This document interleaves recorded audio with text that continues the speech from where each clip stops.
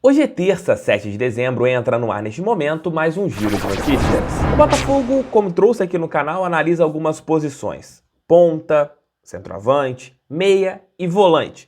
E o nome de um volante apareceu ali como um dos nomes que o Botafogo quer para a temporada 22. Além disso, gastar muito não é sinônimo de montar um bom time e brigar por posições na parte de cima da tabela da Série A do Campeonato Brasileiro. Irei mostrar isso para vocês daqui a pouco neste nosso giro de notícias, que sai em nome de OneFootball. Jogos do Campeonato Brasileiro na quinta-feira, definição. Por exemplo, o Grêmio não caiu oficialmente ontem. Porém, se Juventude ou Bahia, uma dessas duas equipes, fizerem um pontinho, a equipe gaúcha estará rebaixada para a Série B do Campeonato Brasileiro. E vocês puderam acompanhar ali o tempo real de todos esses jogos lá no OneFootball. Além disso, após as rodadas, você tem ali como assistir os melhores momentos e os gols de todas as pelejas, caso vocês não tenham acompanhado em tempo real. O OneFootball é parceiro do canal do TF, eu recomendo, o link está aqui na descrição, você vai fazer o download e vai ficar muito feliz. É de graça, gente. Faça o teste, estou recomendando para vocês. Façam o teste do OneFootball, que eu tenho certeza que vocês vão curtir bastante.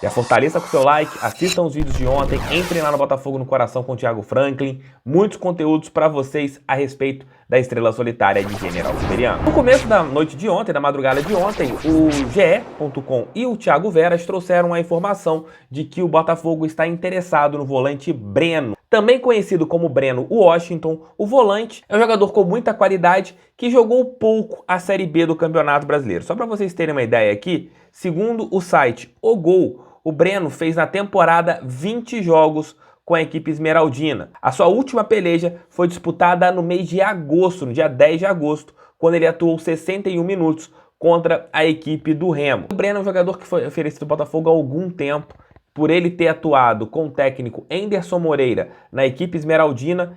Ele é bem avaliado internamente e é um dos nomes que está à mesa da diretoria. Tem vários nomes à mesa da diretoria. Tem jogadores do meio para frente, inclusive até zagueiros, que o Botafogo avalia no mercado. Tem muita gente ali que o Botafogo está analisando em busca de reforços. Mas é claro, o Botafogo quer permanecer com seus volantes, com seus jogadores ali que formaram um tripé defensivo, como Barreto, Pedro Castro e o Luiz Oyama.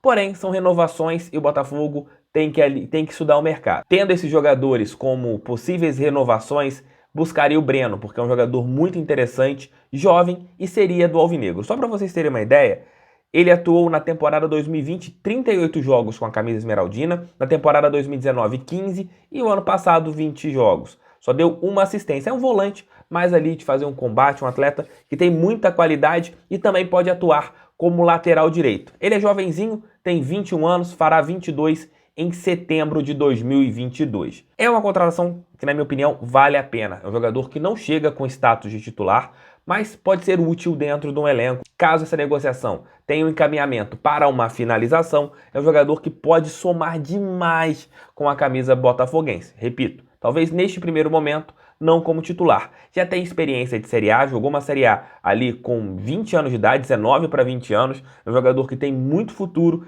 Tinha sido especulado ali no mês de agosto, setembro, com o futebol do mundo árabe, mas a negociação acabou não andando para estes países. Agora vamos aguardar para ver. Não é um jogador caro, não ultrapassaria um teto de gastos do Alvinegro e poderia ser muito útil nesta próxima temporada.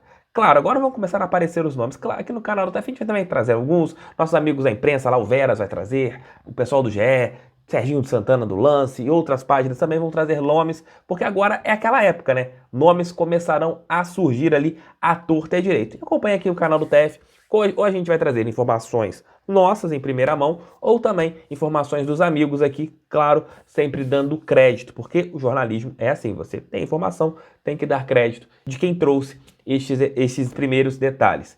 Breno é o primeiro nome que apareceu como um jogador que o Botafogo busca no mercado. E aí, conhecem o Breno? O que acham desse jogador? Ele tem potencial, não tem potencial? Comentem aqui. O Campeonato Brasileiro da Série A está chegando ao fim. Na quinta-feira será a última rodada.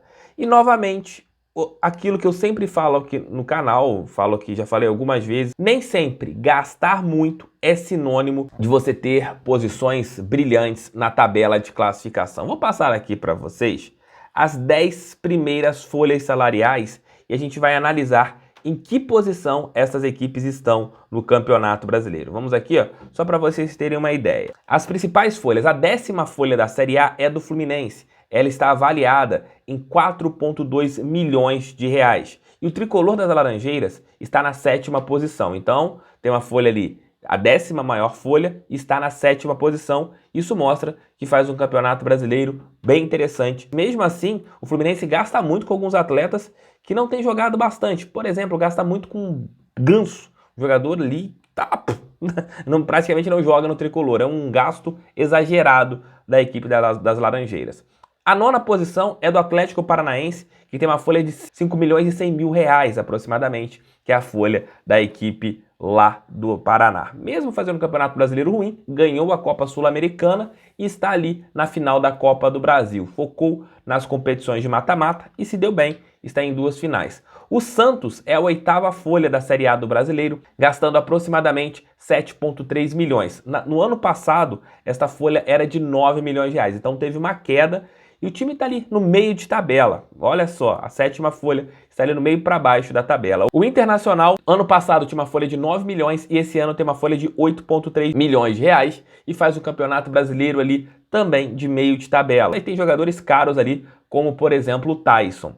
Outra equipe que tem uma folha altíssima, essas já passando da casa dos 10 milhões de reais, é o São Paulo, com uma folha de 13 milhões e até ontem estava lutando contra o rebaixamento. O tricolor tem uma folha de 13 milhões. Ano passado o São Paulo gastou 12 milhões. Esse ano a sua folha aumentou em 1 milhão de reais, gente. De 12 passou para 13. Um custo ali bem grande, aproximadamente 10% de aumento. O Corinthians gasta 14 milhões de reais. Mas esse ano aumentou a folha com muitos jogadores conhecidos que chegaram. No caso de Renato Augusto, Giuliano, também teve a chegada do Roger Guedes e do William. Isso fez com que a folha do Corinthians chegasse em níveis bem superiores. O Grêmio, que vai cair para a 2ª divisão, tem uma folha de 14,5 milhões de reais. Sem contar que o Grêmio gastou 47 milhões em contratações, como a do Borja, do Vila Sante e do Campas.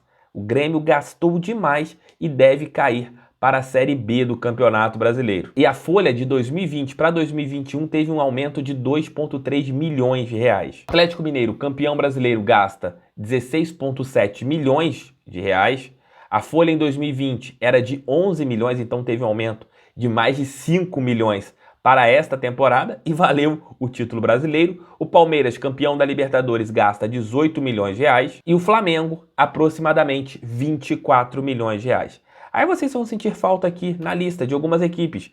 Por exemplo, o Fortaleza, que está na 5ª posição, tem uma folha abaixo dos 4 milhões de reais. O Bragantino, que está na 6ª posição, tem uma folha abaixo dos 4 milhões de reais. O América Mineiro, que está em 8º, tem uma das menores folhas da Série A do Campeonato Brasileiro. O Atlético Goianiense tem uma das menores folhas da Série A do Campeonato Brasileiro. O Ceará tem uma das menores folhas da Série A. Isso quer dizer o quê?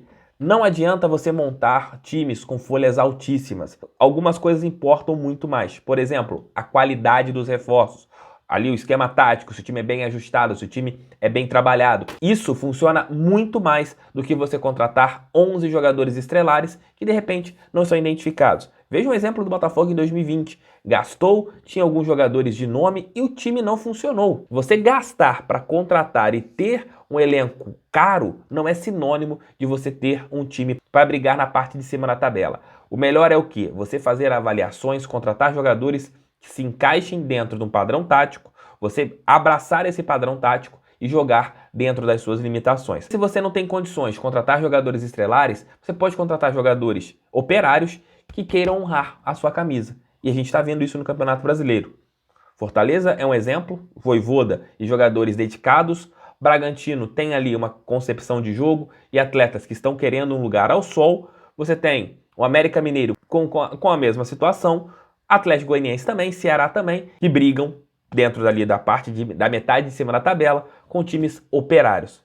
Mas eu quero saber de vocês aqui nos comentários. Vocês preferem ter um time estrelar? Claro que o Botafogo não terá na próxima temporada. Ou vocês preferem que ter um time de operários, jogadores que querem demais e que no final honrem a camisa com um time com salários dentro de uma realidade? Comentem aqui. É isso, queridos, é isso, queridas. Mais tarde almoço com o TF, depois noite alvinegro. Um beijo, tchau, tchau e fui. Deixa um like, assistam os vídeos que estão passando aqui nos relacionados. Valeu, galera. Fui!